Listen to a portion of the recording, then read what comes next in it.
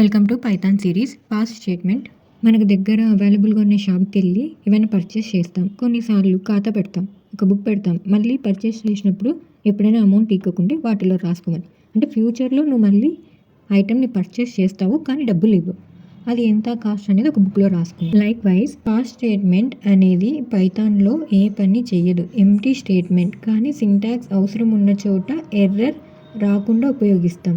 ఏదైనా స్టేట్మెంట్స్ అనేది లాజిక్ అనేది ఇప్పుడు ఇంప్లిమెంట్ చేయకపోయినా పాస్ట్ స్టేట్మెంట్ అని పెడితే ఫ్యూచర్లో ఆ ప్లేస్లో ఏదైనా కోడ్ని రాయొచ్చు. If, for, while function class వీటిల్లో కోడ్ బ్లాక్ ఖాళీగా ఉంచితే ఎర్రర్ వస్తుంది. అప్పుడు పాస్ ఉపయోగిస్తాం. ఇఫ్ కండిషన్ తర్వాత పాస్ట్ స్టేట్మెంట్ అని పెట్టాం.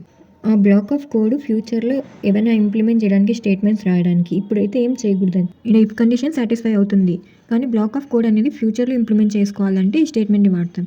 ఇంకా రిమైనింగ్ కింద ఉన్న కోడ్ అంతా ఎగ్జిక్యూట్ అవుతుంది. ఇన్ కేస్ ఇక్కడ పాస్ స్టేట్మెంట్ యూస్ చేయకుండా కింద కోడ్ అంతా రాసి ఎగ్జిక్యూట్ చేస్తే ఎర్రర్ వస్తుంది. ఈ సిచ్యువేషన్ని ఓవర్కమ్ చేయడానికి పాస్ స్టేట్మెంట్ అనేది యూస్ చేస్తాం. ఫ్యూచర్లో అక్కడ ఏదైనా లాజిక్ ఇంప్లిమెంట్ చేయడానికి వేరే డెవలపర్ కానీ